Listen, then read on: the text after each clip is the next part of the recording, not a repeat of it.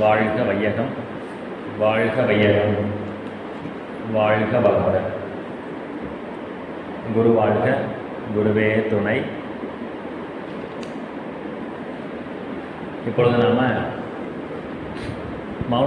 மௌனத்தின் சிறப்பு அல்லது மௌனத்தின் மேன்மை அப்படிங்கிற தலைப்பில் சிந்திக்க வேண்டும். மௌனத்தின் மேன்மை அல்லது மௌனத்தின் சிறப்பு, மௌனத்தின் உயர்வு.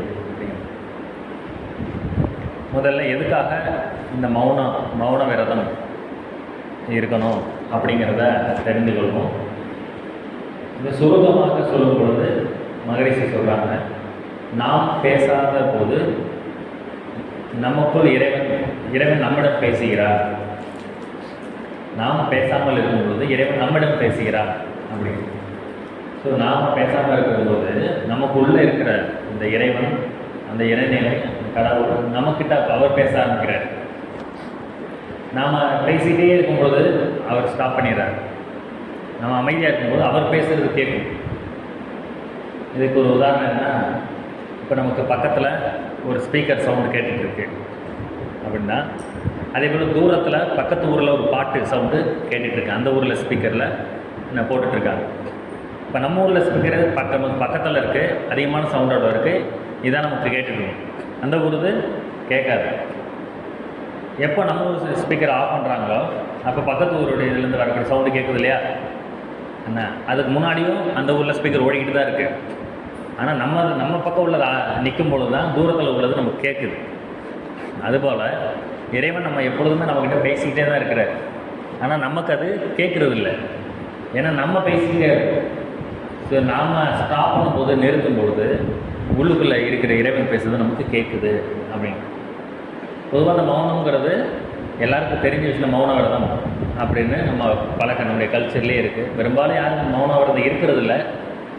மௌனம். ஆனால் மௌன விரதம்னா என்னங்கிறது நம்ம சினிமாலையும் டிவியில் எல்லாத்துலையும் பார்த்துருப்போம். நம்ம ரொம்ப ஃபாலோ பண்ணுறது ரொம்ப ரேர் தான். நான் இன்றைக்கி மௌனம், நான் பேச மாட்டேன், பௌர்ணமி பேச மாட்டேன், அமாவாசை பேச மாட்டேன் அப்படிங்கிறவங்க யாரும் இல்லை. ஏன்னா முன்னாடி இந்த கல்ச்சர் பண்பாடு இருந்திருக்கு.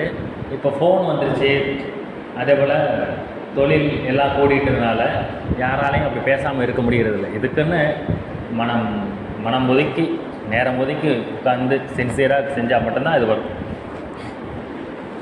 ஸோ அப்போ என்ன சொன்னால், நாம் பேசாத பொழுது நம்முள் இருக்கும் இறைவன் நம்மிடம் பேசுகிறார் அப்படின்றது. இந்த மௌன விரதத்தை மகரிஷி அவர்கள் எப்படி ஃபாலோ பண்ணாங்க, இது ஏன் பண்ணணுங்கிறத அடுத்தது சொல்கிறேன். மகரிஷி இது எப்படி ஃபாலோ பண்ணாங்கன்னா, வருடம் ஒரு மாதம் மௌனம் மகரிஷி பேச மாட்டார். அது தமிழ் மாதத்தில் தான், இது ஒரு மார்கழி மாதமாக தெரியல. ஆனால் 30 நாள் வருடந்தோறும் 30, நவம்பர் பாதியிலேருந்து டிசம்பர் பாதினா இப்போ மார்கழியாக கார்த்திகை மாதமானு தெரியல. வருடத்துக்கு ஒரு முறை 30 நாள் மகரிஷி ஆலியாவில் இருந்த பொழுது செய்தார். பிற்காலத்தில் மகரிஷி அதை 15 நாளாக மாற்றிக்கிட்டார். கடைசி காலகட்டத்தில் வருடந்தோறும் மகரிஷி 15 நாள், வருஷத்துக்கு 15 நாள் மகரிஷி பேச மாட்டார், மௌனமாக இருப்பார்.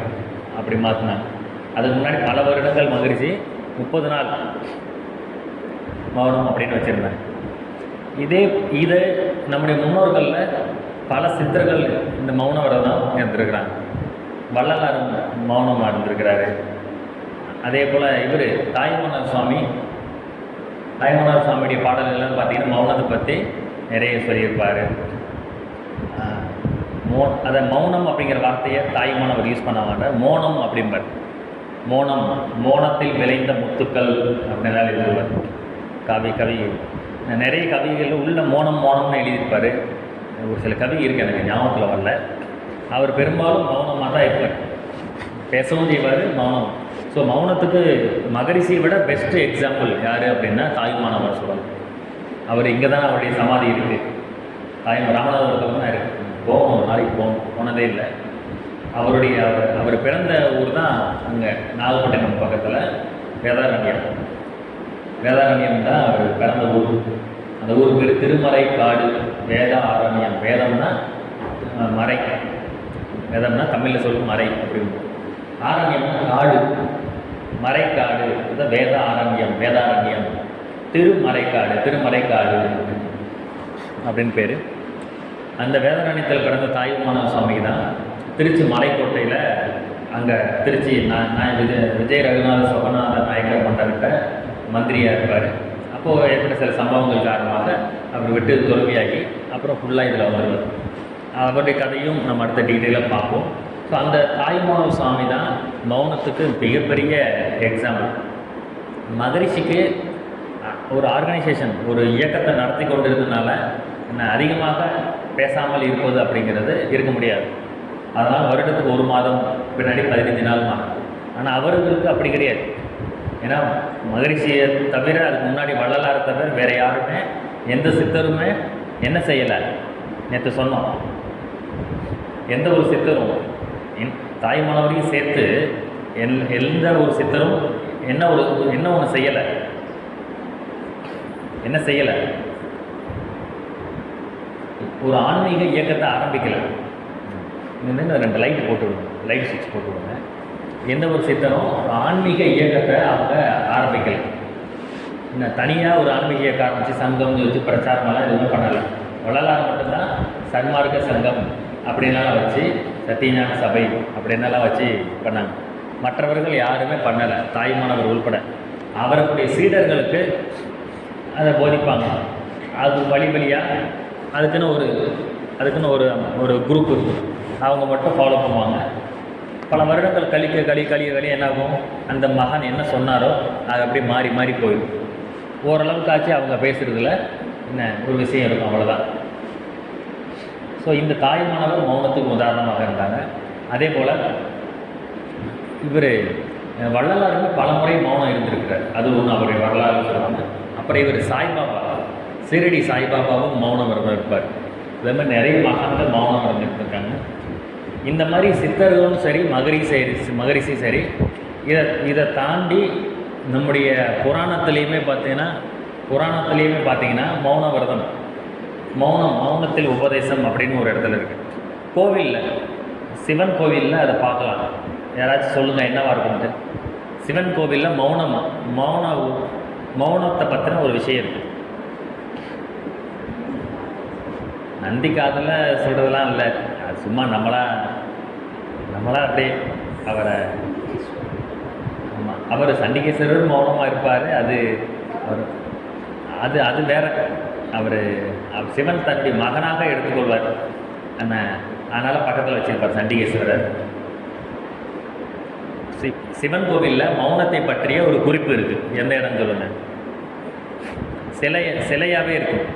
உங்களுக்கு குழு கொடுத்துட்டேன், சிலைகளாகவே இருக்கும். ஆமாம், பேசுகிறீங்கல்ல, நான் வேறு கேள்வி கேட்டுட்ருக்கேன். நானே மறந்துட்டேன் பாருங்கள். ஆமாம், ஓகே. எனக்கே விழிப்புணர்வு இல்லாமல் போச்சு. ஸோ அப்போ நான் கேள்வி கேட்டு நானே சொல்லிடணும். அதான் மௌனத்தின் மேன்மை. ஆமாம், உங்களை நான் பேச விடக்கூடாது. ஆமாம், இல்லைனா கரெக்டாக நீங்கள் சைகளை கூட சொல்ல முயற்சி பண்ண வேணாம். அதனால் நான் கேட்டு நானே சொல்லிடுவேன். அதனால் நீங்களும் ஆர்வத்தில் பதில் சொல்லிடாதீங்க. நீங்கள் நினைப்பீங்க நமக்கு ரொம்ப வசதியாக போச்சு, நமக்கே தெரியாது, அவரே சொல்ல வேணாம்னு சொல்லிட்டாருன்னா ரொம்ப வசதியாக போச்சு. சிவன் கோவிலில் தட்சிணாமூர்த்தி இருக்கும், சன்னதி இருக்கு இல்லையா, கருவறைக்கு பின்னாடி இருக்கும்ல, பின்னாடியே சைட்லையா தெற்கு முகம் பார்த்துருக்கும். அவர் கிழக்கு முகம் பார்த்துருப்பார், தெற்கு முகம் பார்த்து தட்சிணாமூர்த்தி இருக்கும். அது ஒரு ஆலமரத்துக்கு கீழே உட்காந்துருப்பார். அதுக்கு பேர் என்ன, கல் ஆலமரம் இருக்கும். ஆலமரம் ப்ளஸ் கல் ஆலமரம் அப்படின்னு அது ஒரு தனி டைப் இருக்குல்ல. யூடியூப்பில் போட்டிங்கன்னா வருது, கல் ஆலமரம்னா என்னென்னு வருது. அதுக்கு அந்த மரத்துக்குன்னு ஏதோ ஒரு சிறப்பு இருக்கும், ஒரு மூலிகையோ ஏதோ வச்சு இருக்கும். அதனால தான் முன்னோர்கள் அதை எடுத்து வச்சுருப்பாங்க. அந்த மரத்துக்கு கீழே உட்காந்து தட்சிணாமூர்த்தி உபதேசம் பண்ணுவார். அந்த தட்சிணாமூர்த்தி சிலைக்கு கீழே சிலர் உட்காந்துருப்பாங்க. எத்தனை பேர் உட்காந்துருப்பாங்கன்னு கையில் மட்டும் காட்டுங்க. மற்றவங்க சொல்லுங்கள். தட்சிணாமூர்த்தி சிலையை பார்த்துருப்பீங்கள்ல, சிவன் கோவிலில் தெற்கு முகமாக பார்த்துருக்கீங்களா இல்லையா? தலையை மட்டும் ஆட்டுங்க, தலையாட்டுங்க. அதில் எத்தனை பேர் கீழே உட்காந்துருப்பாங்க? 2 பேரா? 4 பேர் உட்காந்துருப்பாங்க. அந்த 4 பேர் சீடர். அதுக்கு பேர் என்ன, சனகர் சனாதகர் என்னன்னு மறந்துருச்சு. 4 பேர் சீடர்கள். இந்த தட்சிணாமூர்த்தி என்ன பண்ணுவார்னா, அவர் பேச மாட்டார். அங்கே சீடர்களுக்கு மௌன உபதேசம் தான் நடக்கும். தட்சிணாமூர்த்தி பேசியதாக எதுவுமே கிடையாது. சிவன் தான் தட்சிணாமூர்த்தியாக அவதாரம் எடுக்கிறாரு, ஆனால் அவர் பேச மாட்டார். அப்போ இறைவன் பேசாமல் இருந்து தன் சீடர்களுக்கு அந்த இடத்துல உபதேசிக்கிறார். ஸோ இந்த சிலையும் அது கீழே இருக்கிற சீடர்களுக்கு ஒரு உபதேசமும் மௌனத்தின் மேன்மையை, மௌன விரதத்தோட உயர்வை குறிக்கக்கூடிய ஒரு குறிப்பு. அது நம்முடைய முன்னோர்கள் எப்படி வச்சிருக்கிறாங்க பார்த்தீங்களா? பேசாமலே அந்த இடத்துல உபதேசம் நடக்கும். நீங்கள் நினைக்கலாம், அது எப்படி பேசாமல் புரியுமா, பேசாமல் எப்படி புரிய வைக்க முடியுமா அப்படின்னு நீங்கள் நினைக்கலாம். அது முடியும். நீங்கள் யோசிச்சு பாருங்கள், ஆடு மாடெல்லாம் பேசுதா? புலி சிங்கமெல்லாம் பேசுதா? ஆனாலும் இனத்தோடு சேரும் அப்படிங்கிற மாதிரி புலி சிங்கம்லாம் அந்தந்த இனத்தோடு சேர்ந்துக்குதில்ல. நீங்கள் யோசிச்சு பாருங்கள், சிறுத்தை புலி இதெல்லாம் இந்த காட்டில் எல்லை அமைச்சு வாழ்ந்துடும். ஒரு குறிப்பிட்ட எல்லை இல்லை, நானும் போக மாட்டேன், நீ வராதுன்னு எல்லை இருக்கும். ஆனால் அதுக்குன்னு அந்த இனச்சேர்க்கை நேரம் வரும் பொழுது அதுவாகவே பார்த்திங்கன்னா மற்றொரு சிறுத்தையோட மற்ற புலியோடையோ புலியை மீட் பண்ணி இனச்சேர்க்கை நடந்து அடுத்த குட்டிகள். அது எப்படி நடக்குது? நீ எங்கே இருக்கிறன்னு செல்ஃபோனில் கேட்குறா? காட்டுக்குள்ளே டவர் இல்லை, எங்கே இருக்குது தெரியாது. அந்த சிறுத்தை எந்த திசையில் இருக்குது, எங்கேருந்து சிக்னல் வருது, எதுவுமே அது தெரியாது. ஆனாலும் அது எப்படி, அது உள்ளுணர்வு, அதோடைய இயற்கை அறிவு அதுவாக ஒரு சிறுத்தை போய்கிட்டு இருக்கும். அந்த காலம் வரும்போது அது போயிட்டுருக்கும், ஆப்போசிட்டில் அது வந்துக்கிட்டு இருக்கும். அந்த அலைவரிசை தான் அவைகள் இணைக்குது. அலைவரிசை பேசாமலேயே டவர் கம்யூனிகேஷன் மாதிரி நம்முடைய பிரெயின் டு பிரெயின் அந்த கம்யூனிகேஷன் நடக்கும். நேற்று ஒரு விஷயத்தை சொன்னோம். உனது மகரிஷி நம்முடைய மூளைக்கு பிரபஞ்ச கண்ணாடி அப்படின்னு பேர் கொடுத்துருக்கிறார். உனது மூளை பிரபஞ்ச கண்ணாடி ஆகும் அப்படின்னு இந்த கவி மாப்பளம் நூலில் இருக்குது. நேற்று கூட வள்ளலார் பற்றியும் நந்தனார் பற்றியும் சொன்னோம், ஞாபகம் இருக்கு இல்லையா? மாப்பளம் புக்கில் இருக்குதுன்னு சொன்னால் யாராவது எடுத்து பார்த்தீங்களா? இங்கே கூட அந்த புக்கு இருக்குது, எடுத்து பாருங்கள். அவர்களுக்கு இப்போ என்ன நடந்துச்சு நல்லா எழுதியிருப்பாங்க. அது மாதிரி இந்த மௌனம் அப்படிங்கிறது நம்முடைய முன்னோர்கள் இப்படி தட்சிணாமூர்த்தியாகவும் சொல்லியிருக்கிறாங்க. ப்ளஸ் அனிமல்ஸ், விலங்குகள் தானாகவே மௌனமாக தான் இருக்கிறது. அவர்கள் அலைவரிசை மூலமாக பேசிக்கொள்கிறாங்க. சரி, இன்னொன்று வச்சுக்கோங்களேன், ஒரு கூட்டமாக விலங்குகள் எல்லாம் கூட்டமாக போகுது. அந்த கூட்டத்துலேயும் ஒருத்தருக்கு ஒன்று பேசுகிறது இல்லையில. யானை கூட்டம் போகுதுன்னா அது மட்டும் எல்லாமே மொத்தமாக போகுது இல்லையா? முன்னாடி பின்னாடி எப்படி சொன்னாங்க? அது பேசாமலே அலைவரிசை மூலமாக அந்த கம்யூனிகேஷன் நடக்கும். ஸோ இயற்கையில் மனிதனை தவிர அனைத்து உயிர்களும் மௌனமாகத்தான் இருக்கின்றன. அதனால் தான் விலங்குகளுக்கு இயற்கை சீற்றத்திலிருந்து பாதிப்பு ஏற்படுவதில்லை. அவைகள் இயற்கையோடு ஒன்றி இருப்பதனால அவைகள் தப்பித்து விடுகின்றன. 2004 இப்போ 20 வருஷத்துக்கு முன்னாடி கடல் கொந்தளிப்பு நடந்துச்சு, சுனாமி இன்னும் வந்துச்சு. அப்போது கடல் கொந்தளிப்பு வந்த பொழுது 2000 பேர் இறந்தாங்க தமிழ்நாட்டில். அப்போ சுனாமிங்கிற வார்த்தையே யாருக்குமே தெரியாது. எனக்கு அப்போல்லாம் நியூஸ் சேனலும் கிடையாது.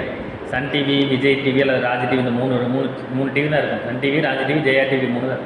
சன் டிவியில் அப்போ தான் ஓடுது, நாகையில் கடல் கொந்தளிப்பு 2000 பேர் பலி அப்படி. அந்த சுனாமிங்கிற வார்த்தையே நமக்கு தெரியாது. அப்படி அந்த கடல் கொந்தளிப்பு அப்படிங்கும்போது வரும் பொழுது அந்த கரையில் அந்த ஆடு மாடுகள் எதெல்லாம் கட்டி போட்டுருந்தாங்களோ அது மட்டும்தான் தப்பிச்சு ஓட முடியாமல் இறந்து. தானாக ஓப்பன் பண்ணி விட்டுருந்த கட்டாத விலங்குகள்லாம் எதுவுமே சாகலை, நல்லா தப்பி ஓடிடுது. அது எப்படி நடக்குது? இப்படித்தான் அவைகள் இயற்கையோடு ஒன்றி இருக்கின்றன. மனிதன் அந்த இயற்கையை விட்டு விலகி இருக்கான். ஸோ அனிமல்ஸு இயற்கையாக மௌனமாக இருக்குது. சித்தர்கள், தாய்மான உறுப்பினர், மகரிஷி உட்பட எல்லாமே மௌனமாக இருந்திருக்கிறாங்க. தட்சிணாமூர்த்தி அந்த சிலையும் என்னது, தூக்கம் வருதா? தூக்கம் வரல இல்லை. தட்சிணாமூர்த்தி சிலையுமே பார்த்தீங்கன்னா இந்த மௌனத்தின் குறிப்பு சொன்னோம். இது போக முழுக்க மௌனமாகவே இருந்த சித்தர்களும் இருக்கிறாங்க. தாய்மானவர் அப்பப்போ அல்லது பெரும்பகுதி மௌனமாக இருந்துக்கிறார், மற்ற நேரத்தில் பேசுவார். மகரிஷி சிறு அளவில் மௌனம் இருந்து 1 மாதமும் 15 நாள் இருந்து மற்ற நாள் பூரா பேசுகிறார். ஆனால் வாழ்நாள் முழுக்க பேசாத சித்தர்கள் இருக்கிறாங்க. அவர்களில் ஒரு சில பேரை தெரிந்து கொள்வோம். கரூர் பக்கத்தில் யாருக்காவது தெரியுமா? நெரூர் அப்படிங்கிற ஒரு ஊர் இருக்குது. அந்த ஊரில் சதாசிவ பிரம்மேந்திரர் அப்படின்னு ஒரு சித்தர். அவர் பேர் எழுதிக்கோங்க. அவர் பேர் ஆமாம் சதாசிவ பிரம்மேந்திரர். இவர் தாயுமானவர் வாழ்ந்த காலகட்டத்தில் வாழ்ந்தவர். 1700 சம்திங், அது முற்பகுதியாக பின்பகுதியாக தெரியல, கூகுளில் போட்டால் வந்துடும். அது எப்போ பிறந்தார் எப்போ மறைந்தார்னா 1730 40 சம்திங். தாய்மானவரும் அதே காலகட்டத்தில் வாழ்ந்தவர் தான். கரூர் பக்கத்தில் நெரூர் அப்படிங்கிற ஊர் இருக்குது, காவிரி கரையில் நெரூர். இந்த பேர் நீங்கள் யூடியூப்பில் போடுங்க, அது வீடியோ வரும். நெரூர் சதாசிவ பிரம்மேந்திரன் போட்டால் அவரை பற்றி நிறைய ஃபாலோயர்ஸ் அவருக்கு இருக்கிறாங்க. அவருடைய வாழ்க்கை வரலாறுலாம் வரும், அதை நீங்கள் தெரிந்து கொள்ளலாம். அது ஒன்று. அப்புறம் இன்னொருத்தர் என்னன்னா, சேலம் நிறைய பேர் இருக்கிறாங்க, எனக்கு தெரிஞ்ச ஒரு சில பேர் மட்டும்தான் நான் உங்களுக்கு சொல்கிறேன்.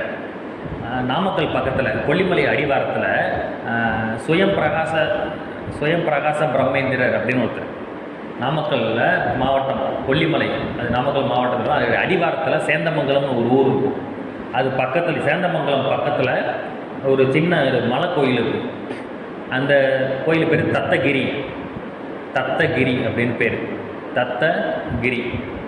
அந்த தத்தகிரிங்கிற அந்த குன்றில், அந்த சேந்தமங்கலம் அந்த அந்த ஊருக்கு அந்த அவுட்டரில் இருக்கிற குன்று, அங்கே ஒரு இருக்கிற சுயம் பிரகாச பிரம்மேந்திரர் அப்படின்னா அவர் பேருமே தத்தகிரி.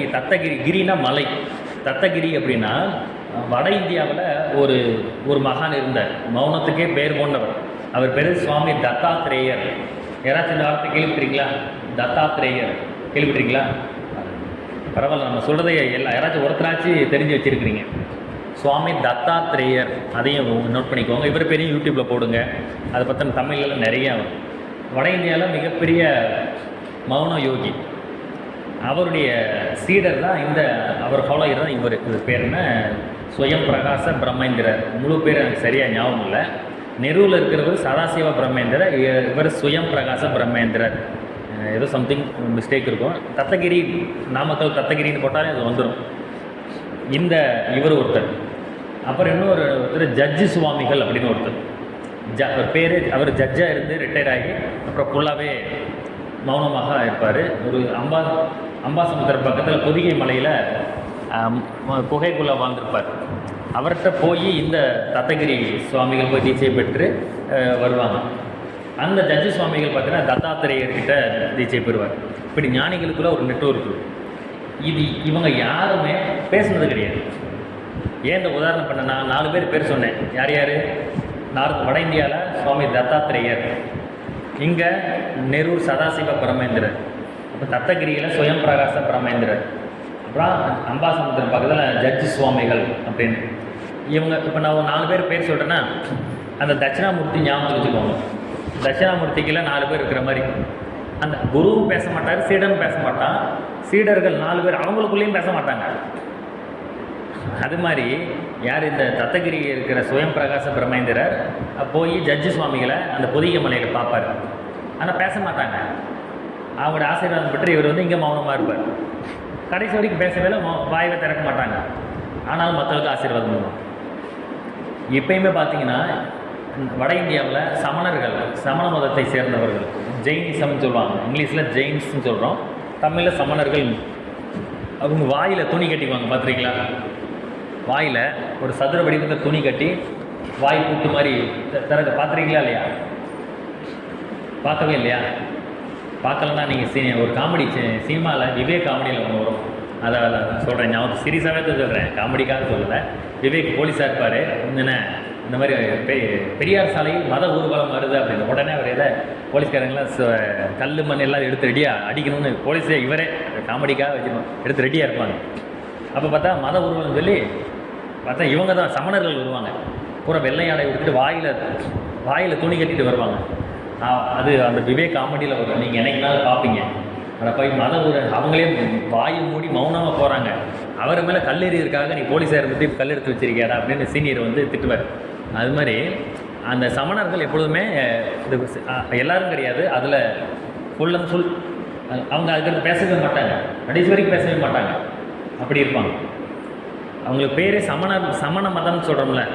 இப்போ புத்த மதம்னு சொல்கிறோம், இங்கிலீஷில் புத்திஸ்ட்டுங்கிற அதே தமிழில் புத்த மதம்ங்கிறோம். ஆனால் அவங்களுக்கு பேர் என்ன, ஜெயின்ஸ். இங்கிலீஷில் அவங்க மத பேர்லேயும் நார்த் இந்தியாவில் ஜெயின்ஸ், ஜைனர்கள் அப்படின்னா கரெக்டு. ஜெயின்ஸ் அப்படி ஜெயினிசம் அப்படிங்கிறது. ஆனால் தமிழில் சொல்லும்போது சமண மதம் சொல்லும். அதுக்கு என்ன காரணம்னா அவர்கள் ஆடை இல்லாமல் நிர்வாணமாக இருப்பாங்க. அதனால் அம்மணர்கள் அப்படிங்கிற வார்த்தை தான் சுருக்கமாகி அமணர் அப்படின்னா அதை ஒரு குறிப்பு ஒரு எழுத்து மாதிரி சமணர்கள் அப்படிங்கிறது. அதான் சமணர்களை கழுவில் ஏற்றியோர் அப்படியெல்லாம் நேற்று கூட பார்த்தோம் இல்லையா. மகிழ்ச்சியுடைய கவி பக்தி என்னும் முத்திரையில் திரைக்கு பின்னால் விளைந்த அநீதிகளை திரைக்கு பின்னால் பலர் புரிந்த அநீதிகளை விளக்கப் போகுமோ. புத்திமிக்க சமணர்களை கழுவிலே கொன்றோர் புண்ணியர்கள் எனப்பட்டார் அறியாதோரால். புத்திமிக்க சமணர்களை கழுவிலே கொன்றோர் புண்ணியர்கள் எனப்பட்டார் அறியாதோரால். யுக்தியினால் ராமலிங்கம் உடலை மறைத்துவிட்டு யோகத்தில் ஜோதியாகிவிட்டார் என்றார். சக்திமிகு தில்லை அந்தனர் நந்தன் தானாக போய் தீயில் விழுந்து இறக்கச் செய்தார் அப்படின்னு இதில் அந்த சமணர்களை கழுவிலே கொன்றோர். எங்கெல்லாம் பாறைகள் இருக்கோ மலைகள் இல்லாமல் மலைகளில் பார்த்தீங்கன்னா பாறைகள் பெரிய பெரிய பாறை இருக்குல்ல இருக்கு, அங்கெல்லாம் சமணர்கள் வந்திருப்பாங்க. திருப்பரங்குன்றம், அதே போல் அந்த கோவில்பட்டி பக்கத்தில் கழுகு மலை, எங்கெல்லாம் வெறும் பாறை மட்டும் பெரிய லெவலில் இருக்கோ அங்கே தான் சமணர்கள் வாழ்ந்திருப்பாங்க. அந்த அவர்கள் கழுவேற்றிய மலை கழுகு மலை நம்ம சொன்னோம். அதே போல் உடுமலை பக்கத்தில் திருப்பூர் மாவட்டத்தில் ஆலியார் பக்கத்தில் உடுமலைன்னு ஒரு பொள்ளாச்சியிலேருந்து பழனி போகிற வழியில் உடுமலை, அங்கே உள்ளே போனால் திருமூர்த்தி டேம் இருக்கும் மலை அடிவாரத்தில். யாராவது போயிருக்கீங்களா? உடுமலைலேருந்து கேள்விப்பட்டிருக்கலாம் நீங்கள். அந்த உடுமலையிலேருந்து உள்ள மலை அடிவாரம் ஆலியார் மாதிரி அது ஒரு மலை அடிவாரம்னு வச்சுக்கோங்களேன். டெட் எண்டு அது, அதுக்கப்புறம் மேலே போக முடியாது. அந்த மலை அடிவாரத்தில் தான் ஒரு அருவி இருக்குது, திருமூர்த்தி டேம் இருக்கும். அங்கே நிறைய சினிமா ஷூட்டிங். அங்கே ஒரு கோயில் இருக்குது, அப்படியே அமனலிங்கேஸ்வரர் கோவில் அப்படின்னு இருக்கும். அமனலிங்கேஸ்வரர் கோவில் சிவன் கோயில், அதுக்கு பேர் அமனலிங்கேஸ்வரர். ஆக்சுவலாக என்ன சமணர்களை வைத்து கட்ட வைத்தார்கள், அவர்களை மதம் மாற்றுங்கிற மாதிரி. அந்த மாதிரி நிறைய கொடுமைகள் நடந்திருக்கு. அப்படிப்பட்ட சமணர்கள் பெரும்பாலும் மௌனமாக தான் இருப்பாங்க. அவங்களுக்கும் சீடர்கள் வந்து சேருவாங்க. அந்த சீடனும் மௌனமாக இருப்பான். அவன்கிட்ட இவங்க யாருமே பேசி ஆள் சேர்க்க மாட்டாங்க. இதுதான் மௌனத்தின் மென்மை. அப்போது நாம் பேசவே வேண்டியதில்லை, இறைவன் பார்த்துக்குவார் அப்படிங்கிற அளவுக்கு இருக்கும். மௌனமாக இருந்த மகான்கள் யாருமே தன்னுடைய சீடர்களை போதிக்கலை அல்லது அவங்களுக்கு அருள் புரியலை அப்படின்னு இல்லை. அவங்ககிட்ட அப்பயும் அருள் புரிஞ்சாங்க, இப்போயும் இருக்கிறனால தான் அவங்களோட சமாதியில் மற்ற சித்தர்களைப் போல் அவர்களும் இருக்கணும். இல்லையா? இந்த மௌனத்தை மேன்மை பற்றி தாய்மானவர் பல கவி எழுதியிருக்கிறாரு. நான் துரதிருஷ்டமாக எதுவுமே எனக்கு ஞாபகத்தில் வர மாட்டேங்குது. முன்னாடியெல்லாம் நிறைய ஞாபகத்தில் வச்சுருந்தேன். அதுக்கடுத்து இப்போ இதை பற்றிலாம் உதாரணம் பார்த்தோம். இப்போ மௌனத்துக்கு உள்ளே போவோம். இந்த மௌனத்தில் என்ன நடக்குதுன்னா, பொதுவாகவே நம்ம மனசு வெளியிலேயே பார்த்துக்கிட்டு இருக்கு. இந்த புற உலகத்தோட தொடர்பு கொள்வதற்குள்ளே மனசு. ஆனால் இந்த வாயை நம்ம மூடும் பொழுது, பேசாமல் இருக்கும் பொழுது என்ன ஆகுதுன்னா, மனம் தன்னை நோக்கி கவனிக்க ஆரம்பிச்சு. நீங்களே யோசிச்சு பாருங்கள். இப்போ நம்ம வீட்டில் இப்போ யாருமே இல்லை, அதே நேரம் என்ன வீட்டில் கரண்ட்டும் இல்லை. கரண்ட் இருந்தால் டிவி பார்த்துட்டு மைண்டு டைவெர்ட் ஆகிடும். அதில் ஃபோனில் பேட்டரியும் இல்லை. என்னையா அது எப்படினாலும் நம்ம பக்கத்து வீட்டுக்கு போயாச்சு, எங்கேயாச்சும் போயாச்சு, சார்ஜ் போட்டுருவோம். சரி, ஃபோனையும் மறந்துடுங்க. அதாவது டிவி மட்டும்தான் இருந்துச்சு கொஞ்சம் சில வருஷங்கள் முன்னாடி. வீட்டில் யாருமே இல்லை, டிவியும் இல்லை, கரண்ட்டே இல்லை. அப்போ அந்த நாள் முழுக்க நமக்கு எப்படி இருக்கும்? நம்ம என்ன பண்ணுவோம்?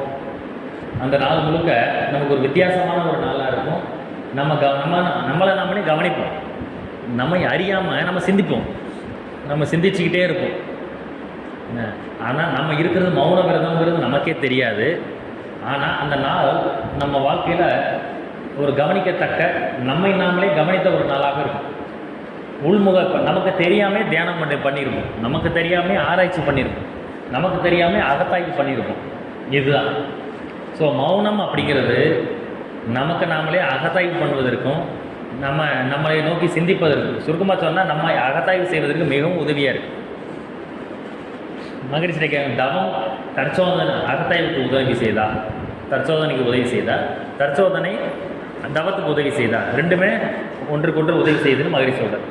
அதே போல் மௌனம் அகத்தாய்வுக்கு உதவி செய்தா, அகத்தாய்வு மௌனத்துக்கு உதவி செய்தா அப்படின்னா ரெண்டுமே ஒன்றுக்கு. இப்போ எப்படி இன்றைக்கி சொல்லிட்ட 3 மணி வரைக்கும் பேசாதீங்கன்னு சொல்லிட்டோம். அப்போ நீங்கள் மௌனமாக இருக்கிறீங்க.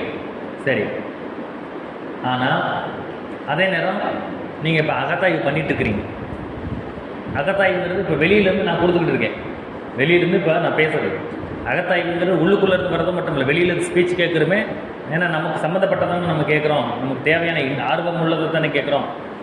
ஸோ இதுவுமே ஒரு வெளியிலேருந்து வரக்கூடிய உங்களுக்கு ஒரு அகத்தாய்வு. சரீரி அசரீரி அப்படின்னு 2 இருக்குது, கேள்விப்பட்டிருக்கீங்களா? அசரீரி, அசரீரின்னா என்ன? அசரீரி புராணத்துலலாம் வரும், இந்த டிவிலெலாம் பார்த்துருப்போம். இல்லை போயிட்டு இருப்பாங்க, வானத்தில் எப்படி இடி பின்னத்தை வந்துட்டு வானத்தில் ஒரு பேசுவார், அதான் அசரீரின்னு சொல்கிறோம். அது வேறு ஒன்றும் இல்லை, வானம் மட்டும் கிடையாது, நம்ம உடம்பை தவிர வெளியிலிருந்து வரக்கூடிய கம்யூனிகேஷன் செய்திகள் எல்லாமே அசரீரி தான். நம்ம போயிட்டுருக்கோம், நம்ம ஒரு விஷயத்துக்கு கிளம்புறோம், இன்னொருத்தர்கிட்ட நெகட்டிவாக பேசிட்டு போகிறாரு, அந்த வார்த்தை நம்ம காதில் கேட்டுருச்சு, உடனே அபசகுணமான்னு சொல்லி நம்ம ட்ராப் பண்ணுறோம். அதுக்கு பேர் அசரீரி. நிறைய பேர் கேட்பேன், அபசகுணங்கிறது உண்மையா? ஏதோ பூனை குறுக்க போயிடுச்சு, அப்படி போயிடுச்சு, அதெல்லாம் உண்மை தானா அப்படின்னு நினைக்கலாம். அது பெரும்பாலும் உண்மை தான், பெருமளவு அல்லது பாதி 50-50ன்னு கூட நீங்கள் வச்சுக்கலாம். அபசகுணம் அப்படிங்கிறதோ என்ன, ஒரு தடங்கல் அப்படிங்கிறதோ உண்மைதான். அது என்னன்னா, இறையாற்றல் எப்பொழுதுமே நேரடியாக வந்து பேசாது. கடவுள் நேரடியாக பேச மாட்டார். அவர் நவகிரகங்களின் மூலமாகவோ அலைகள் மூலமாகவோ பஞ்சபூதங்களின் மூலமாகவோ ஓரறிவு தாவரத்திலிருந்து 6 அறிவு மனிதன் மூலமாகவோ தான் அவர் பேசுவார். அவருக்கு மூலமாக பேசி நமக்கு குறிப்பால் உணர்த்துவார். ஸோ அந்த மாதிரி ஒரு நெகட்டிவான வார்த்தை கேட்கணும்னா நான் கொஞ்சம் ரிலாக்ஸ் பண்ணி கொஞ்சம் நேரம் கழித்து போகலாம். ஏன்னா இறையாற்றல் அப்படி தடுக்கும், ஒரு கெட்டது நடக்க போதுன்னு அப்படி தடுக்கும். அதே நேரம் இன்னொன்று இருக்குது, நல்லது நடக்கிறதுக்கு முன்னாடியும் தடுக்கும். அதே நீங்கள் ஞாபகத்தில் வச்சுக்கோங்க. அதுவுமே இறைவன் மௌனமாக இருந்து மற்ற மனிதர்கள் மூலமாக பேச வைப்பார், அல்லது இயற்கை மூலமாக பேச வைப்பார். நல்லா ஞாபகத்தில் வச்சுக்கோங்க. கெட்டதுக்கு நடக்க முன்னாடியும் தடங்க வரும். என்ன, நம்மளை அன்பு கருணியமாக இறைவன் வந்து நம்மளை பாதுகாப்பதற்காக. நல்லது நடத்துக்கு முன்னாடி தடங்கள் வரும். அது யாருன்னா நமக்குள்ளே இருக்கிற இறைவன். அவர் உள்ளே இருக்கிற காப்பாற்றுறவர் வெளியில் இருக்கிற இறைவன். அதே இறைவன் வந்து நமக்குள்ளே இருக்கிறாரு. அது பாவப்பதிவுகளாக வந்திருக்கிறார்ல. விநாயகன் சொல்கிறோம்ல, விநாயகன்கிற வார்த்தைக்கு என்ன அர்த்தம்? ஆமாம், அப்படி என்ன அர்த்தம்னா விநாயகன் வினை ப்ளஸ் நாயகன். வினை ப்ளஸ் நாயகன். வினைனா நம்முடைய பதிவு, நம்முடைய பாவப்பதிவு. இப்போ விநாயகர் எந்த மையத்துக்கு அதிபதி? அவர் கீழே மூலாதாரத்துக்கு. 7 மையங்களுக்கு 7 கடவுள்கள் சொல்லியிருக்கிறாங்க, தெரியும் இல்லையா? கேள்விப்பட்டிருக்கோம்ல? தலையாட்டுங்களேன், தெரியாதா? பாருங்கள், எல்லாமே தெரிஞ்ச படால் நம்ம கிளாஸில் இருக்கிறீங்க, ரொம்ப சந்தோஷமாக இருக்குங்க. அப்போது மூலாதாரத்துக்கு கணபதி, சுவாதிஷ்டானத்துக்கு யார் அப்படின்னா பிரம்மன். ஒரே தெய்வம் சுத்தபலி தாங்க. ஆனால் 7 கடவுள் இருக்கான்னு நினைக்காதீங்க. அந்த கருத்து மூலமாக நமக்கு, அந்த கதை மூலமாக கருத்து சொல்கிறாங்க நம்ம முன்னோர்கள். அப்படி தான் நீங்கள் எடுத்துக்கணும், சரியா? ஸோ சுவாதிஷ்டானத்துக்கு பிரம்மன், மணிப்புரத்துக்கு பெருமாள் விஷ்ணு. அந்த பெருமாளுக்கு பத்மநாபன் அப்படின்னு பேர். பத்மநாபன்கிற வார்த்தைக்கு பேர் கேள்விப்பட்டிருக்கோம் இல்லையா? அதுக்கு என்ன அர்த்தம் யோசிங்க. ஆமாம். ஸோ மௌனத்துக்கு வந்தவங்க வந்திருக்கிறீங்க, பேசிடாதீங்க. 3 மணி வரைக்கும் பேசக்கூடாது. ஸோ தாமதமாக வந்தவர்கள் சொன்னால் 10 மணியில் ஆரம்பித்து 3 மணி வரைக்கும் நம்ம பேசக்கூடாது. பிரேக்லேயும் சரி, இடையிலும் சரி. எப்படி தான் ஒரு 5 மணி நேரம் தான் கொஞ்சம் போராடி, என்ன 5 மணி நேரம் பேசாமல் இருந்து பார்ப்போமே அப்படின்னு 3 to 4 கேள்வி பதில் நீங்கள் கேளுங்க, சரியா? அந்த என்ன சொல்லிகிட்டு இருந்தேன், மறந்துடுச்சு. இந்த கடவுள்கள் பத்மநாபன், விஷ்ணுவுக்கு பத்மநாபன் அப்படின்னு பேர் சொல்லி, அவருடைய தொப்புள் மையம் அவ்வளோ அழகாக இருக்கும். பத்மம்னா தாமரை, நாபன்னா நாபினா தொப்புள் மையம், நேவல் பாயிண்ட். அந்த நாபியை உடையவன் நாபன். பத்மம்னா தாமரை போன்று அழகாக இருக்கும். நான் பெருமாளுக்கு அந்த இடம் எப்படி இருந்தால் என்ன? அப்போ ஏன் அந்த கதையை சொல்கிறாங்கன்னா, நம்முடைய கவனம் அங்கே போகணும். நம்ம மணிப்புர சக்கரத்தை நாம் நினைக்கணுங்கிறதுக்காக தான் கடவுள்கிட்ட காமிக்கிறது. எந்தெந்த மரம் செடி கொடியெல்லாம் மூலிகை மரமோ அதெல்லாம் கோயிலில் தலவட்சமாக வச்சுருப்பாங்க. அது அழிஞ்சிடக்கூடாது, மக்களுக்கு பாதுகாக்கப்படணும் அப்படின்னு. இப்போ உத்தரகோச மங்கை நேற்று போனேன், ஒரு அவ்வளோ பெரிய இழந்த மரம், புளிய மரத்தை விட பெருசாக இருக்குது, ஆச்சரியமாக இருக்குது. எத்தனை ஆண்டுகள்னே தெரியல, அவ்வளோ ஆண்டுகள் சொல்கிறாங்க. எத்தனை ஆண்டுகள் வேணும் சொல்லலாம், ஆனால் கண்டிப்பாக பழமையானது. அந்தளவுக்கு இருக்கும். 2000 3000 சொல்லவே முடியாது. அப்போது அதெல்லாம் முக்கியமானது அப்படிங்கிறனால தான் அந்த மாதிரி கோவிலை பாதுகாத்து வச்சுருப்பாங்க. ஆவுடையார் கோவில் போனீங்கன்னா புதுக்கோட்டையில் அது குருந்த மரம் வச்சுருப்பாங்க. இந்த மாதிரி முக்கியமானது. அதே போல் கடவுளுக்கு ஒரு முக்கியமான இடத்த ஃபோக்கஸ் பண்ணுறாங்க. இப்போ சிவனுக்கு நெற்றிக்கண்ணை ஃபோக்கஸ் பண்ணுறாங்கன்னா ஆகினையை கவனிக்க சொல்கிறாங்கன்னு அர்த்தம். அந்த மையம் முக்கியமான. பெருமாளுக்கு தொப்புள் மையத்தை கவனின்னா மணிப்பூரக முக்கியம்னு அர்த்தம். ஸோ அவர் அநாகதம். இந்த அநாகதத்திலேருந்து துரியம் வரைக்கும் 4மே சிவன் தான். அநாகதம் இது இந்த 4க்குமே ஒரே கடவுள் தான் சிவன். அதுக்கு வேறு வேறு பேர் வரும். அதுக்கு அநாகத்துக்கு ருத்ரன் அப்படின்னு வரும். ருத்ரன் அப்படின்னு வரும். சிவனுடைய 4 பேர்கள். அதுக்கடுத்து இந்த விசுத்திக்கு துரியத்துக்கு பரமேஸ்வரன், ஆகினிக்கு சதாசிவன், விசுத்திக்கு மகேஸ்வரன். கரெக்ட். ருத்ரன், அநாகதத்துக்கு ருத்ரன், விசுத்திக்கு மகேஸ்வரன், சதாசிவன், பரமேஸ்வரன் எழுதியிருக்கோம். இதை பட்டினத்தார் பார்த்தீங்கன்னா தன்னுடைய பாட்டில் எழுதியிருப்பார். விசுத்தி பற்றி அது 7 மையங்களுக்கும் 7 கடவுளை பற்றி பாட்டு எழுதியிருப்பார். விசுத்தி மகேஸ்வரனை விழி திறந்து பாராமல் பசித்து உருகி நெஞ்சம் பதறினேன் அப்படின்னு எழுதியிருப்பார். பட்டினத்தார் பாடல் விசுத்தி மகேஸ்வரனை. அவர் விஷம் குடித்தார் இல்லையா, அவர் விஷம் உள்ளேயும் போகல வெளியிலையும் போகலன்னு வருது இல்லையா, அதான் விசுத்தி. அதனால் விசுத்தி மகேஸ்வரனை விழி திறந்து பாராமல்லாம் என்ன அர்த்தம்னா விசுத்தி தவம் செய்யலைங்கிறார். விசுத்தியில் 9 மைய தவத்தில் விசுத்தியில் நான் பண்ணாமல் விட்டுட்டேன், 7 மைய 9 மைய தவம் பண்ணலைங்கிறார். இவ்வளோ நாள் பண்ணலை அப்படிங்கிறத குறிப்பால் சொல்கிறார். ஸோ விசுத்தி மகேஸ்வரனை வெளி திறந்து பாராமல் பசித்து உருகி நெஞ்சம் பதறினேன் பராபரமேன். எப்படி இருக்கும்? ஆகினைக்கு சதாசிவன், துரியத்துக்கு பரமேஸ்வரன். இப்படி ஒவ்வொரு கடவுளும் சரி, ஒவ்வொரு மூலிகை எதுவாக இருந்தாலும் முன்னோர்கள் இப்படி முக்கியமானதாக வச்சுருப்பாங்க. இந்த வகையில் மூலாதாரத்துக்கு யார் கணபதி, அதான் விநாயகர். அது வினை ப்ளஸ் நாயகன் அப்படி. வினைன்னா நம்முடைய பாவப்பதிவுகளை நம்முடைய அப்பா அம்மா தாத்தா பாட்டி இவங்க இந்த ஜீன்ஸில் நம்ம வந்திருக்கோம். இவங்க நமக்கு என்ன சரக்கு கொடுத்துருக்காங்களோ இந்த சரக்கை வச்சு தான் நம்ம வாழ்க்கை இப்போ நடந்துக்கிட்டு இருக்கு. நம்ம கொடுத்த சரக்கை வச்சு தான் நம்ம பிள்ளைங்களுக்கு வாழ்க்கை நடந்துக்கிட்டு இருக்குது. இனி ஃபியூச்சராக நல்லா இருக்கிறதும் கஷ்டப்படுறதும் நல்லா நம்ம கொடுத்த சரக்கு தான். இந்த வினைகளை நாயகமாக வைத்துக்கொண்டு இறைவன் நம்மளை ஆட்சி செய்கிறார். நம்ம வாழ்க்கையில் நல்லது கெட்டதை நடக்க வைக்கிறார். இதுதான் தீதும் நன்றும் பிறர் தர வாரா அப்படின்னாங்கல்ல. அப்போ யார் தர வருது? உள்ள விநாயகன் கொடுக்குறாரு. அந்த விநாயகன் எப்பா உங்ககிட்ட இருக்கிற சரக்கை தான் நான் வெளியில் எடுத்து காட்டுறேன் அப்படின்னு அவருக்குள்ளே உட்காந்து செய்கிறாரு. வேற ஒன்றும் இல்லை. தீதும் நன்றும் பிறர் தர வாரான்னு எடுத்தோம். நம்மளால் தானே வருது. அப்போது நமக்கு கஷ்டம் வருது அப்படின்னா கஷ்டத்துக்கு உண்டான கண்டென்ட்டு, கஷ்டத்துக்கு உண்டான காரியம் உள்ளே இருக்குன்னு அர்த்தம். அதனால தான் இன்றைக்கி நமக்கு மற்றவர்கள் மூலமாகவோ நம்ம செய்வதன் மூலமாகவோ கஷ்டம் வரும். ஸோ அப்போ இந்த விநாயகன் என்ன பண்ணுவார்? புண்ணியமும் இருக்குது, பாவமும் இருக்குது, ரெண்டுமே பண்ணுவார். இப்போ நமக்கு அப்போ சொன்னோம்ல, நல்ல விஷயத்துக்கு தடங்கள் வரும்னு சொன்னோம் இல்லையா. நல்ல ஒரு விஷயத்தை, ஒரு சந்தோஷமாக ஒரு காரியத்துக்கு கிளம்புறோம். அப்போ அந்த இடத்துல தடங்கள் வருதுன்னா அந்த விநாயகன் உள்ளே இருக்கிற கர்மா, அந்த பாவப்பதிவு என்ன சொல்லுது? நீ இவ்வளவு பாவப்பதிவை உள்ளே வச்சுருக்க, எங்களை மீறி போய் நீ நல்லா இருந்தில்லையா, எங்கே போய் பாரு அப்படின்னு பேசு. அந்த தடங்கள் தான் அது. நல்ல காரியம் முடிஞ்ச பிறகு கூட தடங்கள் வரும். அது என்னென்னா, நீ ஒரேடியாக ஃபுல்லாக சந்தோஷப்படுறத, இன்னும் பேலன்ஸ் இருக்குது மறந்துடாத அப்படிங்க. இது நமக்குள்ளே இருக்கிற விநாயகன் தடுக்கிறது. ஆனால் வெளியில் இருக்கிற இறைவன், அந்த சதாசிவன், அவர் என்ன பண்ணுவார்? அவர் அன்பும் கருணையுமாக இருக்கிறார். அவர் இயற்கையாகவே பொதுவாகவே அசரீரியாக பேசுவார். ஞானிகளுக்கு அது சரீரம்னு என்ன? இந்த உடம்புக்கு உள்ளேருந்து கைடன்ஸ் வழிகாட்டுதல் வந்துச்சுன்னா அது சரீரி. இப்போ மகரிஷிக்கு உள்ளுணர்வு வந்துச்சு. உள்ளுணர்வில் நூல் எழுதினார், புக்கு எழுதினார், அது சரீரி. அவருடைய சரீரத்துக்கு உள்ளே இருந்து இறைவன் பேசுகிறார். அது வெளியில் இருந்து பேசினா அது அசரீரி. இப்போ நம்ம சொல்கிறோம், பேசிகிட்டு இருக்கும்போது கோயில் மணி அடிச்சது, அதில் பள்ளி சவுண்டு கேட்டுச்சு, இதெல்லாம் நல்ல சகுனம் அப்படியே சொல்கிறோம் இல்லையா. அது பெரும்பாலும் உண்மையாகவே இருக்கும், நல்ல சகுனமாகவே தான் இருக்கலாம். ஏன்னா இறைவன் அந்த பள்ளியும் ஆப்ரேட் பண்ணுவார், அந்த மணியையும் ஆப்ரேட் பண்ணுவார். இந்த பகுத்தறிவுவாதிகள் அப்படிங்கிற இந்த கிறுக்கைங்க என்ன பண்ணுவாங்க, பல்லி இன்னொரு பல்லியை பார்த்து சத்தம் போடுதியா? நீ எதுக்கு அதுக்காக? அதுக்கு முதல்ல காது, பல்லிக்கு காதே கிடையாது, அது தெரியுமில்ல? பல்லிக்கு 4 அறிவு தான், அது காது கிடையாது. பல்லி, நண்டு, பாம்பு இதுக்கெல்லாம் காது கிடையாது. பூச்சி வகைகள் எதுக்குமே காது கிடையாது. பறவைகளுக்கும் விலங்குகளுக்கு மட்டும்தான் காது இருக்கும்.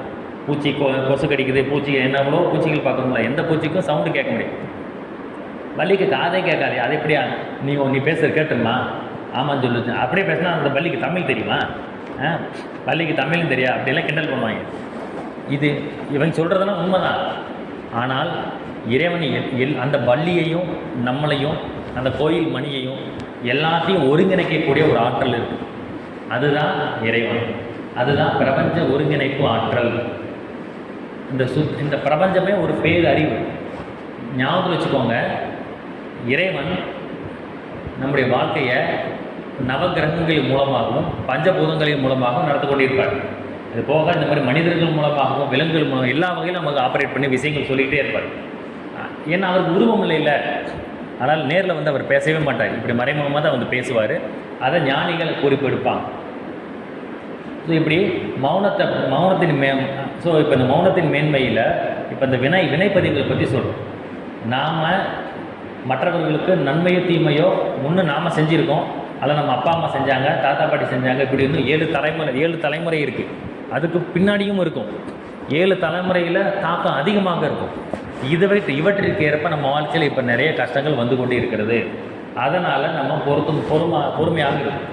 இந்த இவரை சொல்ல மாட்டேன். ரமண மகரிஷி திருவண்ணாமலை ரமண மகரிஷி மௌனமாக இருப்பார். ஆமாம், அதை ஒரு இடத்த சொல்வார். ஆங்காங்கு இருப்பவன் அதற்கானவர்களை வைத்துக்கொண்டு ஆட்டுவிப்பான். ஆனால் ஆகையால் மௌனமாய் இருக்கை நன்று அப்படின்னு ஒரு உபதேசத்தில் படித்த ஞாபகம். அங்கங்கே இருக்கக்கூடிய இறைவன் அந்தந்த உயிர்களை ஆட்டுவிப்பார். எல்லாத்தையும் நீ வேடிக்கை மட்டும் பாரு, பார்த்துட்டு மௌனமாய் இருக்கை நன்று அப்படின்னு எழுதி முடிச்சிருப்பார். இந்த மாதிரி சரி, இந்த மௌனத்தை பற்றி என்னதான் நம்ம பேசினாலும் இப்போ சுருக்கமாக என்ன சொன்னோம்? மௌனத்துடைய நன்மை என்ன? 3 மணி வரைக்கும் பேசாமல் இருக்கிறது சொன்னி என்ன நன்மை? நம்ம பேசாமல் இருக்கோம், உள்ளுக்குள்ளே இருக்கிற இறைவன் பேச ஆரம்பிக்கிறார். என்ன? நமக்கு அகத்தாய்வு பற்றிய எண்ணம் நமக்கு அதிகம், நம்மளை பற்றிய சிந்தனை அதிகரிக்குது. ஸோ நம்முடைய கண்ணாடியில் பார்த்தும்போது நம்மளை கவனிக்கிறோம். கண்ணாடி பார்க்காத பொழுது என்ன பண்ணுறோம்? நம்ம மற்றவங்களையே தானே கவனிக்கிறோம். நமக்கு கண்ணை மூடுனா மற்ற தானே ஞாபகத்துக்கு வருது. நம்ம உருவம் நமக்கு எப்போ ஞாபகத்துக்கு வருது? கண்ணாடியை பார்க்கும்போது தான் ஞாபகத்துக்கு வருது. ஸோ மௌனம் என்பது கண்ணாடி போன்றது. மௌனம் வரதுங்கிறது கண்ணாடி மாதிரி. அப்போ தான் நாம் நம்மளை பார்க்க ஆரம்பிக்கிறோம். ஸோ நம்மை சுய பரிசோதனை செய்வதுக்குள்ள ஒரு வாய்ப்பு. ப்ளஸ் தொடர்ந்து அப்பப்போ மௌனம் இருக்க உள்ளுணர்வு அதிகமாகும். ஸோ வெளியில் அசரீரியாக வழி நடத்தக்கூடிய இறைவன் உள்ள சரீரியாகவும் இருந்து வழி நடத்துவார். இப்படி நிறைய நன்மைகள் இருக்குது. அடுத்த மூணாவது முக்கியமான நன்மை ஏற்கனவே இந்த பிரபஞ்சத்தில் மௌன குருமார்களுடைய ஆற்றல், அவருடைய அறிவு, அவருடைய ஆசீர்வாதம் இருக்குது. அவருடைய அறிவு நமக்கு ஆசீர்வாதம் கிடைக்கும். இப்போ சதாசிவ பிரம்மேந்திரர் இப்படியெல்லாம் சொல்கிறோம் இல்லையா, தத்தாத்திரேயர், இந்த மாதிரி மௌனம் தாயுமானவர், இவருடைய மௌனத்துடைய சக்தி இந்த உலகத்தில் இருக்குது. அந்த மௌனத்தின் சக்தி நமக்கு கிடைக்கும், நமக்கு ஆசீர்வாதம் இருக்கும்.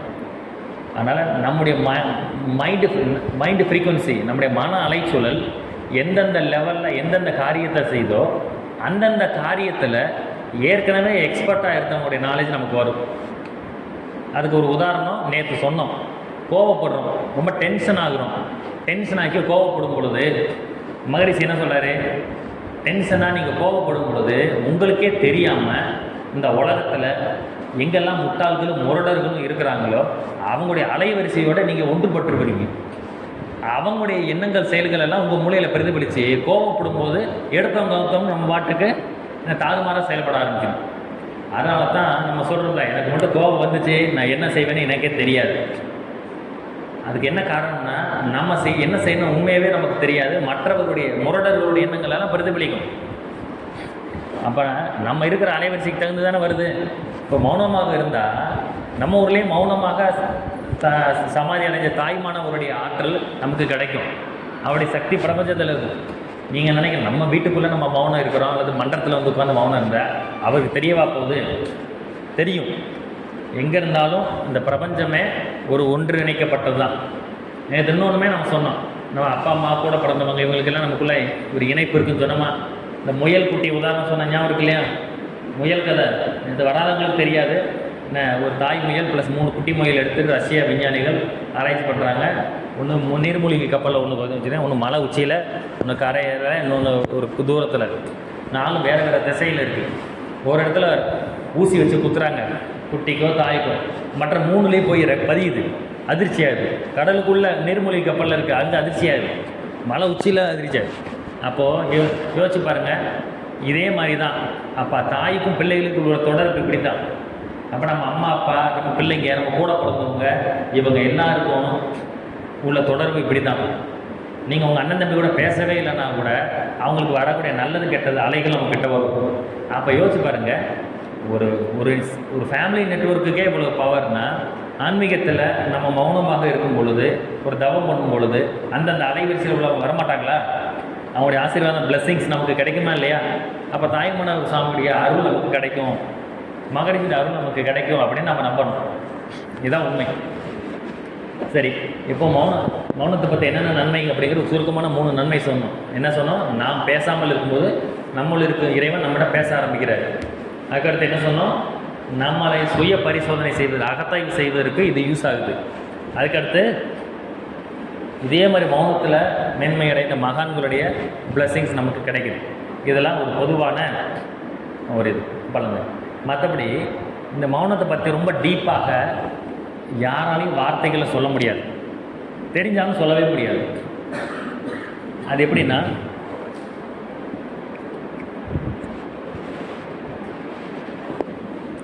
தாய்மனவர் சொல்கிறாரு, தாய்மனவர் மௌனமாக இருந்தார் இல்லையா, அவர் தன்னுடைய மௌனத்தை பற்றி, தன்னுடைய மௌனத்துடைய அந்த பலன், பெனிஃபிட், அதை பற்றி சொல்ல நினைக்கிறாரு. அவரால் சொல்ல முடியல அப்படின்னு ஒரு கவியில் இருக்கிறாரு. எப்பா நான் மௌனமாக இருக்கிறேன், இது எப்படிங்கிறத, எப்படி எஃபெக்ட் என்ன, இதோடைய ரிசல்ட் என்னாலே சொல்ல முடியலப்பாங்கிறாரு. அதுக்கு ஒரு உதாரணம் சொல்கிறாரு. ஓரில் கண்ட ஊமன் கனவு என, ஓரில் கண்ட ஊமன் கனவு என ஆருக்கும் சொல்ல வாய் இல்லை ஐயா பராபரமே அப்படின்னு. ஓரில் அப்படின்னா ஓர் இல், ஒரு இல்லம், ஒரு இல்லத்து, ஒரு வீட்டில் ஊமன், ஒருத்தர் ஊமையாக இருக்கிறான், ஒரு ஊமையாக இருக்கிறான். ஊமன் கண்ட கனவு, ஒரு ஊமைக்கு கனவு வந்துச்சுன்னா அவன் வெளியில் சொல்ல முடியுமா? சொல்ல முடியுமா? ஊமையாக இருக்கிறான், அவனுக்கு கனவு வருமா இல்லையா? நமக்கு கனவு எல்லாருக்கும் வரும். அவனால் வெளியே சொல்ல முடியுமா? அதுதான் சொல்ல, ஒரு இல்லத்தில் ஒரு வீட்டுக்குள்ளே இருக்கிற ஒருத்தன், அவன் ஊமையாக இருக்கிறான், அவன் கண்ட கனவு போல வெளியில் சொல்ல முடியல. ஓரில் கண்ட ஊமன் கனவு என ஆருக்கும் சொல்ல வாய் இல்லை ஐயா பராபரமே. இதுதான் மௌனத்தின் சிறப்பு. அப்போ தாய்மானவராலேயே மௌனத்தின் மேன்மையை எடுத்து சொல்ல முடியலங்கிறார். அப்போ எந்த ஒரு ஆசிரியரும், எந்த ஒரு பேராசிரியரும் அவர்கள் மௌனத்தின் மேன்மை எடுத்து சொல்லவே முடியாது. அவரவர் மௌனமாக இருந்து தெரிஞ்சுக்க வேண்டியதான். நானுமே ஒரு சில நாள் தான் மௌனம் இருந்திருக்கிறேன், ரொம்ப மௌனமும் இல்லை. அப்படி அப்படி அப்படி அப்படி பார்த்தா அந்த தகுதியுமே இல்லை அப்படிங்கிறது நினைக்க வேண்டியதில்லை. மகரிஷி என்ன சொல்வார்னா, தகுதி பார்த்து ஒருத்தங்க கிளாஸ் எடுக்கணும்னா யாருமே கிளாஸ் எடுக்க முடியாது. ஒரு அம்மா சொன்னாங்க, மகரிஷிட்டே சொன்னார், அவங்க அருள்நிதி, மகரிஷி இருந்த பொழுது அவங்க அருள்நிதி ஆகுறாங்க, ஆனால் தீட்சை கொடுக்க மாட்டேன் ஏன் அப்படிங்கிறாங்க. அதுக்கு மகரிஷி கேட்குறாரு, ஏன் அப்படி சொல்கிறீங்க?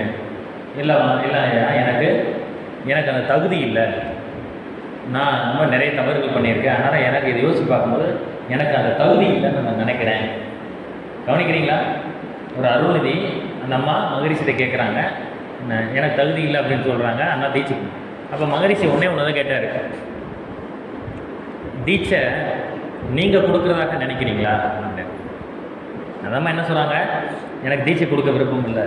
மகரிஷி கேட்குறதுன்னா, தீட்சை நீங்கள் தரதாக நினச்சிட்டு இருக்கிறீங்களா?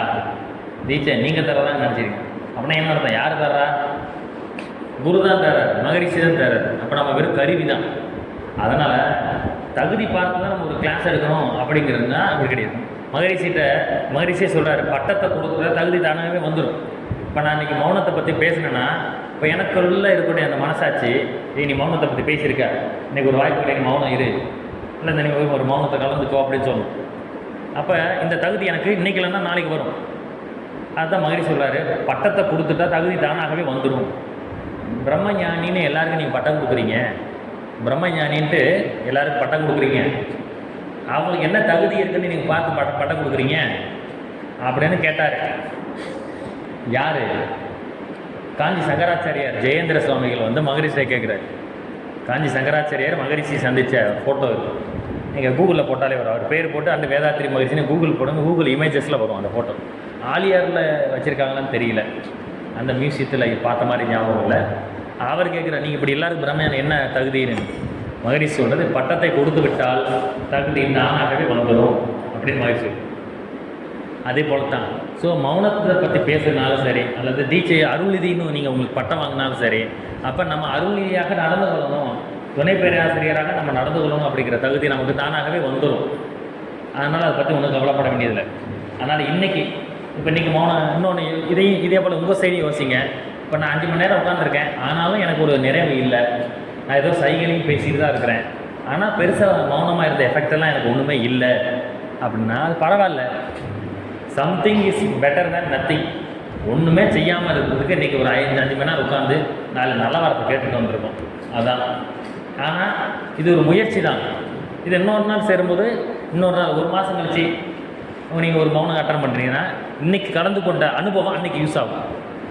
இன்றைக்கி புதுசாக இருக்குது, அன்றைக்கி பழசாக இருக்கும் இல்லையா? அப்போ இதை விட ஒரு படி மேலே தானே போகிறோம். அதனால் எதுவுமே வேஸ்ட் ஆகாது. நேற்று இந்த பாவப்பதிவுகளை பற்றி சொல்லும் பொழுது நம்ம சொன்னோம், ஒரு வினையும் வீண் போகா, ஒரு வினையும் வீண் போகா, உள் அடங்கி பின் விளைவாகும். அது ஒருத்தர் லஞ்சம் வாங்கிட்டே இருக்கிறான், அவன் நல்லா இருக்கிறான், நான் இப்படி கஷ்டப்பட்டு நான் நேர்மையாக இருந்தால் இப்படி ரிட்டையர் ஆனேன், ஆனால் எனக்கு ஒன்றும் இல்லை, அவன் நல்லா இருக்கிறான். அவன் அதில் நம்ம சுற்றி நிறைய பேர் பார்ப்பான், பாவம் பண்ணுறான், அக்கிரமம் பண்ணுறான், இப்படி நல்லா இருக்கணும், எதையும் அவன் நல்லா இருக்கிறானே அப்படின்னு நினச்சிட்டு நம்ம அப்படியே கடவுள் நம்பிக்கை இல்லாமல் இருக்கும். அதை பற்றி அந்த நல்லது கெட்டது எதுக்குமே நீங்கள் கவலைப்பட வேண்டிய. அதில் நான் இவ்வளோ புண்ணியம் பண்ணுறேன், நான் இவ்வளவு நல்லது பண்ணியிருக்கிறேன், எனக்கு கடவுள் கருணையே காட்டலை, அதை சொல்கிறோம் இல்லையா? அவன் கெடுதல் பண்ணால் நல்லா இருக்கான், நான் நல்லது பண்ணால் நான் நல்லா இல்லை. இது எல்லாத்துக்கும் பொருத்தமாக குரு சொல்லக்கூடியது அது என்னது? ஒரு வினையும் வீண் போகாது, உள் அடங்கி பின் விளைவாகும். அவன் அக்கிரமம் செய்கிறான்னா அவனுக்கு உள்ள அடங்கி அவனோ அவன் பிள்ளையோ அவன் பேரனோ அந்த ஜீன்ஸில் யாராச்சும் அனுபவிக்காமல் போக மாட்டாங்க. அதை நேற்று சொன்னான், அவங்களுடைய ஜெராக்ஸ் தான் மறுபிறவி தான் பிள்ளைங்க. அவன் அனுபவிக்கலாம், அவன் பிள்ளை அனுபவிக்கும். பிள்ளை வந்து வானத்திலேருந்து வரல, அவன் தான் மறுபிறவி எடுத்திருக்கான், அவன் மகனாக, அவன் பேரன் அதுக்கடுத்தது. அதனால் எங்கே அவனோ அல்லது அதுக்கடுத்தவனு நம்ம ஏன் இப்படி கம்பேர் பண்ணுறோம்னா உடனே விளைவு வரல. இல்லை அவன் நேற்று லஞ்சம் வாங்கினாயா, 10 வருஷமாக வாங்கிட்டு இருக்கான், நல்லாவே இருக்கான்ப்பா, ரிட்டையர்டு ஆகிட்டான், அவனை எப்படி இருக்கும்? விளைவே வரலன்னு சொன்னோம் இல்லையா? அது வரும், விளைவு வராமல் போகாது, அது உள்ள அடங்கியிருக்கு, பின் விளைவாகும். அப்போ அவன் செஞ்ச அக்கிரமம் அநீதி எதுவுமே வீண் போகாது. ஒரு வினைனா செயல், நல்லது கெட்டது எல்லாமே செயல் தான். அவன் செஞ்ச ஒரு வினையும் வீண் போகாது, உள்ள அடங்கி பின்னாடி விளைவாகும். அப்போ நீ செய்யக்கூடிய நல்லது இப்படித்தான். நான் மன்றத்துக்கு வரேன், இத்தனை வருஷமாக இருக்கிற தவம் பண்ணுறேன் அப்படின்னா இதனால் எனக்கு என்ன பெனிஃபிட் கிடச்சிது? ஓகே, ஒரு நல்ல யோகா சென்டரில் நான் இருக்கிறேன், ஒரு நம்பிக்கை இருக்குது, பயிற்சிகளை முடிஞ்ச வரைக்கும் பண்ணேன், ஆனாலும் என் வாழ்க்கையில் கஷ்டங்கள் தான் வந்துக்கிட்டு இருக்கு அப்படின்னா அதை பற்றி கவலைப்பட வேண்டாம். மன்றத்துக்கு வந்த நாள்லேருந்து இன்றைக்கு வரைக்கும் என்னென்ன பயிற்சிகள் செய்கிறோமோ, என்னென்ன தவம் பண்ணமோ, என்னென்ன புண்ணியம் செஞ்சோமோ, இந்த ஒரு வினையும் வீண் போகாது, உள்ளடங்கி பின் விளைவாகும். நம்ம பிள்ளைங்க நல்லா இருக்க போகிறாங்க, அப்படி தானே? மகரிஷியை கேட்குறாங்க, நீங்கள் நல்லா தவம் பண்ணி நீங்கள் ஒரு பிரம்மஞானி ஆகிட்டீங்க, ஆனால் எனக்கு என்னமோ இதெல்லாம் சாத்தியம்னு தெரியல, இது உங்களுடைய ஊழ்வினை, உங்கள் அப்பா அம்மா கொடுத்த புண்ணியத்தினால தான் உங்களுக்கு இப்படி நடந்திருக்கு அப்படின்னு நினைக்கிறேன். ஆனால் இதே போல் எல்லாருக்கும் ஒன்றும் சாத்தியம் இல்லை அப்படின்னு நான் நினைக்கிறேன். மற்றபடி இந்த உங்கள் மன்றங்கிறது ஒரு நல்ல பயிற்சி, ஓகே ஒத்துக்கிறேன், அவ்வளோதான் அப்படிங்கிறேன். மகரிஷி சொல்கிறாரு, என்னுடைய இந்த வெற்றி, நான் இப்படி அறிவில் உயர்ந்திருக்கிறது எங்கள் அப்பா அம்மாவுடைய முயற்சி அப்படின்னா, அப்போ நீங்கள் செய்யக்கூடியது உங்கள் பிள்ளைகளுக்கு யூஸ் ஆகுமா இல்லையா? உங்கள் பிள்ளைகளுக்கு யூஸ் ஆகுமா இல்லையா? பிள்ளைகளை சேர்க்கக்கூடிய சொத்து இதுன்னு ஏன் நினைக்க மாட்டேறீங்க அப்படின்னு மகரிஷி கேட்டுப்பார். அது ஒரு பெரிய கேள்வி. நான் சுருக்கமாக ஒரு பாயிண்ட் மட்டும் சொல்கிறேன். அப்போ நீங்கள் செய்யக்கூடிய இந்த பயிற்சிகள் யோகா உங்கள் பிள்ளைகளுக்கும் ஊழ்வினையாக போகுமா இல்லையா? ஊழ்வினைன்னா நல்லது இருக்குது, கெட்டது இருக்குது. பிள்ளைகள் பிறகு முன்னாடி செஞ்சாலும் பிள்ளைகளுக்கு போகும், நம்ம பிள்ளைகள் பிறந்த பிறகு செய்யணும் போகும். அதான் முயல் குட்டி உதாரணம் ஞாபகத்தில் வச்சுக்கோங்க. உங்கள் பிள்ளைங்க எங்கேயோ இருக்கிறாங்க, ஆனால் இங்கே நீங்கள் தவம் பண்ணுறீங்கன்னா, நீங்கள் தவம் செய்து வரக்கூடிய அந்த மென்மையான அலைகள், அந்த சாந்தமான அலைகள், அது உங்கள் பிள்ளைங்க எங்கேயோ வேலை செஞ்சுட்டு இருக்காங்க, உங்கள் பொண்ணு வேறு வெளியூரில் இருக்குது, அந்த பிள்ளைக்கு ஒரு இனிமையான அலைகளை கொண்டு போய் ரீச் பண்ணும். அந்த பிள்ளை மனசு சந்தோஷமாக இருக்கும். அப்போது ஒருத்தர் செய்தால வீட்டில் இருக்கிற எல்லாமே பலன். வீட்டுக்குள்ளே விளக்கேற்று வைக்கிறோம், ஒரு விளக்கு தான் ஏற்றுறோம், அது வெளிச்சத்தை காட்டுது, அது உடம்பு வீட்டுக்குள்ளே எல்லாத்தையும் வெளிச்சமாக்கி காட்டுது இல்லையா? அதே போல் நம்ம விளக்காக தீபமாக இருக்கோம், நாமளும் வெளிச்சமாகணும், நம்மளை சுற்றி எல்லாருக்கும் அந்த ஒளி அலைகளை பரப்பும். அதனால் ஞாபகத்தில் வச்சுக்கோங்க, செயலுக்கு விளைவு இருக்குது, அதே போல் தான் மௌனத்துக்கும் விளைவு இருக்குது.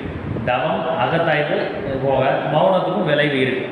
மௌனமாக இருந்து அகத்தவமும் அகத்தாய்வும் செய்வது இன்னும் சிறப்பாக கூடுதல் பலனை கொடுக்கும். டீ வந்துருச்சான்னு எனக்கு தெரியல. டீ பிரேக் தான், டீ பிரேக் பண்ணுவோம். ஒரு வாட்சு இல்லை. ஓகே, இன்னும் 11:30க்கு 15 நிமிஷம் கழிச்சு டீ பிரேக் விடுவோம். சரியா? இப்போ நாம் இந்த சித்தர்களை பற்றி பார்ப்போம். இப்போ மௌனத்தை பற்றி ஓரளவு தான் சொல்ல முடியும், அதை நான் சொல்லிட்டேன். இப்போ அடுத்து இந்த சித்தர்களை பார்ப்போம். எந்தெந்த சித்தர்கள் மௌனமாக இருந்தாங்கன்னு சொன்னேன் இல்லையா? வாழ்நாள் முழுக்க மௌனமாக இருந்தாங்க அப்படின்னு சொன்னோம் இல்லையா? 4 பேர் சொன்னல. ஏன் 4 பேரும் கரெக்டாக அந்த தட்சிணாமூர்த்தி கீழே உட்காந்துருக்க 4 பேர் நீங்கள் போய் எண்ணி பாருங்கள். 4 பேர் அது மாதிரி டக்குன்னு அறிவில் ஞாபகத்துக்கு வந்து நான் சொன்னேன். அந்த சித்தர்கள் பற்றி ஓரளவு எனக்கு தெரிஞ்சதுன்னு சொல்கிறேன். அதுக்கு முன்னாடி மகரிஷியை விட அதிக அளவில் மௌனமாக இருந்தவர் ஒருவர்னு சொன்னோம்ல, உள்ளூரில் இருக்கிறார்ல, அவர் தாய்மானவர் சாமி. அவருடைய வரலாறை பற்றி கொஞ்சம் பார்த்துங்க. வரலாறு நீங்கள் கேள்விப்பட்டிருக்கலாம், படிச்சிருக்கலாம், சில பேருக்கு தெரியாமல் இருந்திருக்கும். அதை சொல்கிறோம். அவர் பேர் என்ன, அந்த வேதாரண்யம், நாகப்பட்டினம் மாவட்டத்தில் வேதாரண்யத்தில் பிறந்தவர். அவருடைய அப்பா பேர் தான் கேடிலியப்பர். தாய்மானுடைய வம்சாவளியினர் இன்னும் அங்கே இருக்கிறாங்க. அவர் பேர் வேதரத்னம். காந்தி காலத்தில் உப்பு சத்தியாகிரகம் நடந்துச்சு இல்லையா? கேள்விப்பட்டிருப்பீங்க. அவர் குஜராத்தில் உப்பு காய்ச்சினாருன்னு. அதே நேரத்தில் தமிழ்நாட்டில் ஒருத்தர் உப்பு காய்ச்சினாருன்னு கேள்விப்பட்டிருப்பீங்க. அது வேதாரண்யத்தில். அவர் பேர் வேதரத்னம் பிள்ளை. அவர் மகன் பேர், அவர் தன் மகனுக்கு கேடிலியப்பர்னு பேர் வச்சுப்பார். கேடிலியப்பர் யார்? தாய்மானவருடைய அப்பா பேர். தாய்மானவருக்கு ஒரு கல்யாணம் ஆகி ஒரு குழந்தை உண்டு, ஒரு பையன் உண்டு. புத்தரும் தாய்மானவர் ஒரே மாதிரி இருப்பாங்க. புத்தருக்கு கல்யாணம் ஆகி ஒரு பையன் இருப்பான். அவர் தாய்மானவருக்கு ஒரு கல்யாணம் ஒரு பையன் இருப்பான். அந்த வம்சாவளி தான் நாங்கள் சொல்லி அவங்க வாழ்ந்துட்டு இருக்கிறாங்க. அதனால் தாய்மானவருடைய பேரே வச்சுருப்பாங்க. அவங்க அந்த குடும்பம், அவரை தாய்மானவருடைய அம்மா பேர் கஜவல்லி அம்மையார் அப்படின்னு வரும். தாய்மானோட ஒய்ஃபு பேர் மட்டுவார் குழலி அப்படின்னு வரும். இந்த பேர்கள் அவங்க ஃபேமிலியில் தொடர்ந்து வச்சுக்கிட்டே இருப்பாங்க.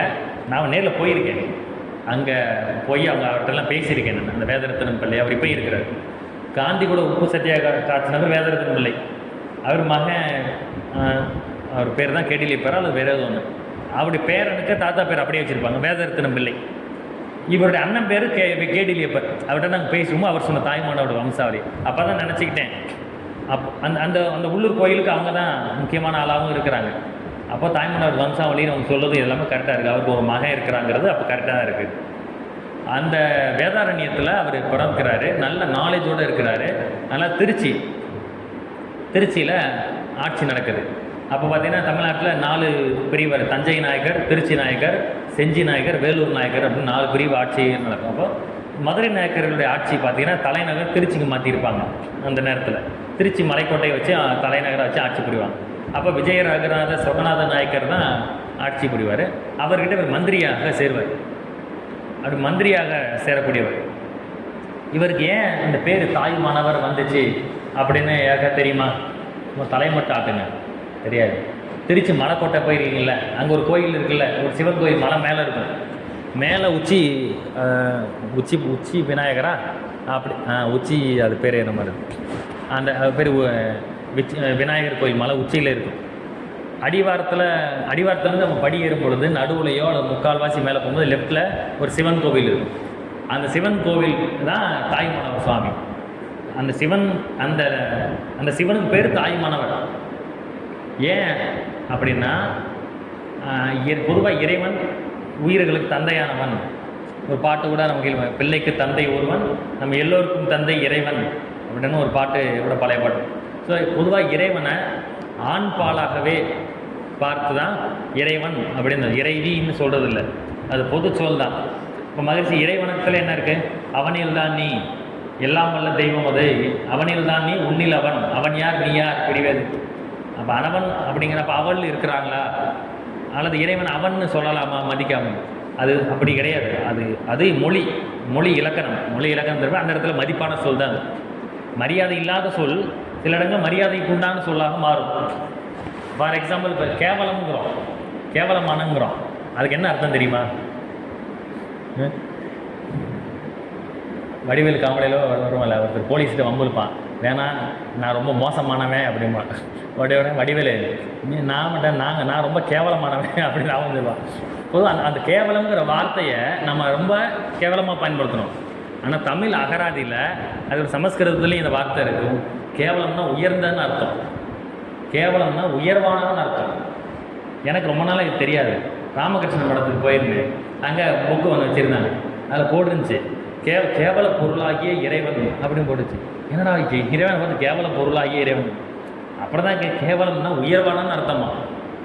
நம்ம அதை வந்து தாழ்வாக பயன்படுத்திருக்கோம். ஸோ அந்த மாதிரி நிறைய இருக்குது.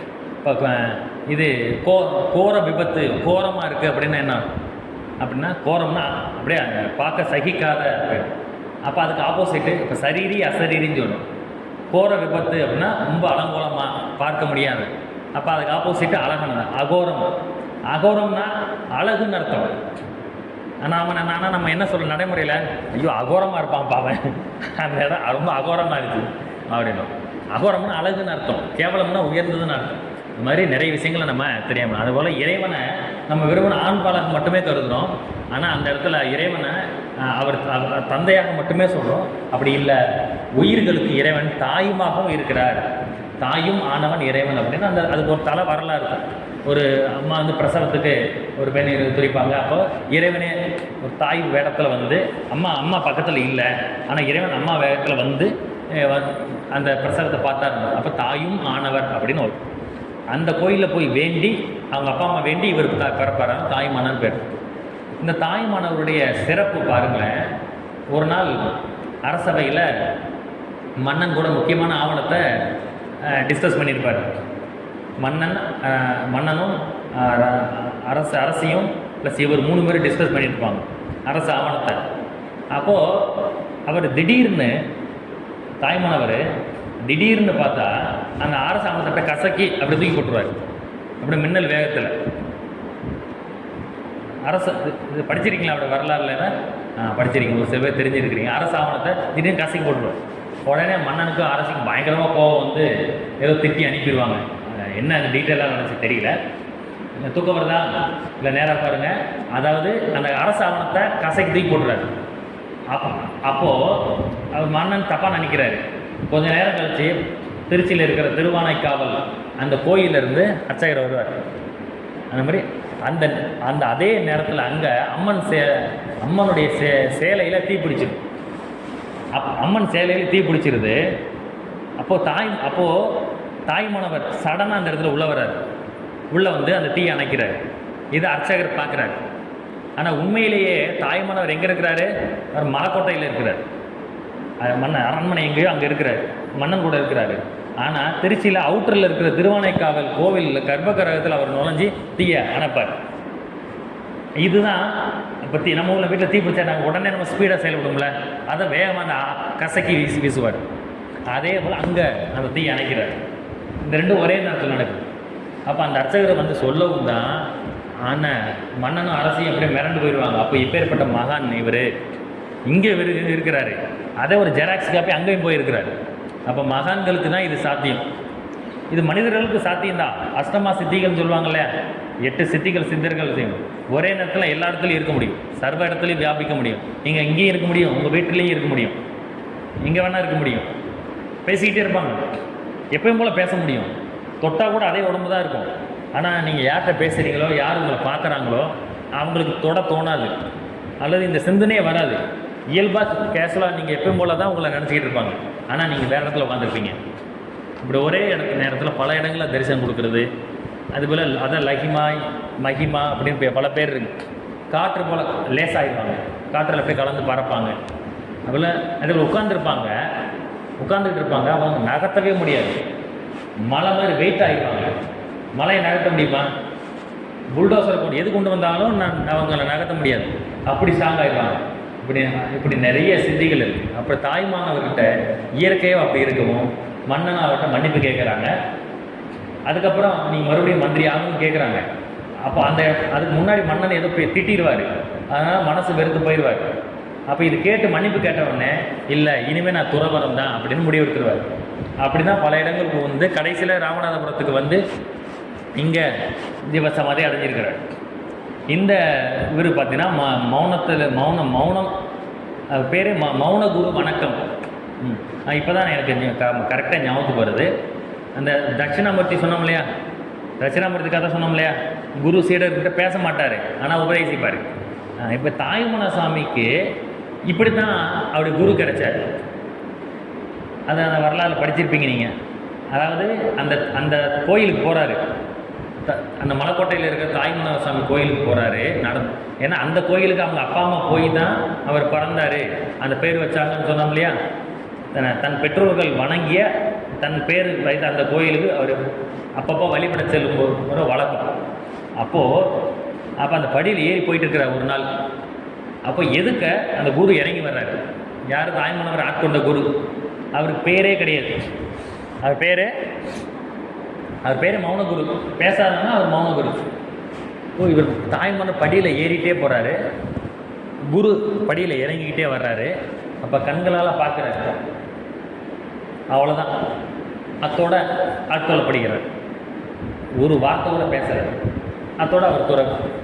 ஆனால் அத்தோட இல்லை, அதுதான் ஒரு முதல் தீட்சைன்னு வச்சுக்கோங்க. அதுக்கப்புறம் நிறைய நல்ல நடக்குது. மன்னர் கூட சண்டை ஏற்பட்ட பிறகு அவர் மொத்தமாக துறவியாகிறார். ஆனால் முதல்ல அவர் ஆட்கொண்டது ஒரு மௌனமாக இருந்த குரு.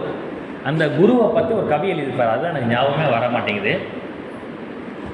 ஆனால் அவர் சக்கரவர்த்தி தவராஜ யோகி எனும் மிக்க திருமூலன் அருள் மேவுனால் என்னாலோ. அது தாயுமானவர் திருமூலரை பற்றி எழுதியிருப்பார். தாயுமானவர் திருமூலரை குருவாக எடுத்துக்கொண்டு எழுதியிருப்பார். மகரிஷி தாயுமானவரை மொத்த 4 குருமார்கள் எழுதியிருப்பார். அறிவேதான் தெய்வம் என்றால் தாயுமானார் படிச்சிருக்கீங்களே, அகத்தது தான் மெய்ப்பொருள் என்று அப்படின்னு வள்ளுவர் 4. ஆனால் தாயுமானவர் யாரை குருவாக எடுத்துக்கொண்டார்னா திருமூலர் குருவாக எடுத்திருப்பார், மானசீக குரு. வள்ளலார் மகரிஷி குருவார். வள்ளலார் யாரை குருவாக எடுத்துக்கொண்டார் அப்படின்னா அவர் திருஞான சம்பந்தர். 8ஆம் நூற்றாண்டில் வாழ்ந்தவர். 16 வயசு தான் அவர் வாழ்ந்ததே. அவர் குருவாக எடுத்திருப்பார். இதெல்லாம் மானசீக குருன்னு சொல்லலாம். அதே போல் தாய்மானவர் அவருடைய மானசீக குரு திருமூலர். அவர் பற்றி எழுதிப்பார். சக்கரவர்த்தி சித்தர்களே சக்கரவர்த்தி. சக்கரவர்த்தி தவராஜ யோகி எனும் மிக்க திருமூலன் அருள் மேவுனால் என்னாலோ அப்படின்னு. அவர் மானசீக குரு தாய்மானவர். ஆனால் நேரடி குரு ஒரு மௌன குரு. மௌனமாக தாக்கம். அதுக்கடுத்து 2வது மாணிக்க வாசகர் இருக்கிறார் இல்லையா, அவரை ஒரு குரு இப்படி தான் ஆட்கொள்வார். புதுக்கோட்டை பக்கத்தில் ஆவுடையார் கோவில், அந்த ஊர் பேர் திருப்பெருந்துறை. அந்த திருப்பெருந்துறையில் இவர் மன்னன் இங்கே மதுரையிலேருந்து குதிரை வாங்க அனுப்புவார். அந்த புதுக்கோட்டை மாவட்ட ஏதோ ஒரு ஊர் கடற்கரை, தொண்டி கடற்கரையா ஏதோ ஒரு ஊருக்கு வரும். அவர் ஏதோ புதுக்கோட்டை வழியாக போவார். ஆவுடையார் கோவில் வழியாக போகும்போது அங்கேருந்த குருந்த மரத்தை அடியில் அவர் உட்காந்துருப்பார் அந்த குரு. அவர் பார்த்த உடனே அத்தனையே அப்படி கண்களால் ஆட்கொள்வார். கண்களால் ஆட்கொள்ளப்பட்டு அவர் பக்கத்தில் போவார். அவர் தீட்சை கொடுப்பார். அவர் எப்படி தீட்சை கொடுப்பாருன்னா, நம்ம கையில் தொட்டு கொடுக்குறோம்ல, அவர் எப்படி கொடுப்பார் யாராவது கேள்விப்பட்டிருக்கீங்களா? மாணிக்க வாசகருக்கு ஒரு மௌன குரு ஆட்கொண்டார். தாய்மானவர் ஆட்கொண்ட மாதிரி அங்கே ஒரு மௌன குரு ஆட்கொண்டார். அவர் எப்படி தீட்சை கொடுப்பார்னா காலால் தொட்டு கொடுப்பார். கால் பெருவிரல் இருக்குல்ல, மாணிக்க வாசகர் கீழே உட்கார வச்சு கால் கட்டவிரலை அவர் நெத்தியில் வச்சு கொடுப்பார். இந்த மாதிரியெல்லாம் நம்ம கொடுத்தா எவ்வளோ கேவலமாக நினைப்பாங்க. ஆனால் ஏற்கனவே என்ன சொன்னால், கேவலம்னா என்ன சொன்னால் உயர்ந்ததுன்னு சொன்னோம். தீட்சையிலேயே என்ன கண் 3 வகையான தீட்சை நீங்கள் கேள்விப்பட்டிருப்பீங்க. தொட்டு கொடுக்குறது, கண்ணால் கொடுக்கறது, நினச்சி கொடுக்குறது. அந்த தொட்டு கொடுக்குறதுல கையில் தொடுறதுக்கு காலில் தொடுறதும் இருக்குது. கால் வழியாகவும் கொடுக்க முடியும். ஏன்னா உங்களுடைய ஜீவகாந்தம் கைகள் வழியாகவும் மகரிஷி கை வழியாக ப்ளஸ் பண்ணுறாரு. ஆனால் கால்கள் வழியாகவும் ஆசீர்வாதம் பண்ண முடியும். அதுதான் பாத பூஜை. மகான்களுக்கெல்லாம் பாத பூஜை பண்ணுறாரு கேள்விப்பட்டிருக்கோம். அது என்னது? பாதங்களை கழுவிட்டு நம்மளோட உள்ளங்கையை கால்களில் தாங்குவாங்க. பார்த்துருக்கீங்களா? கேள்விப்பட்டிருப்பீங்க.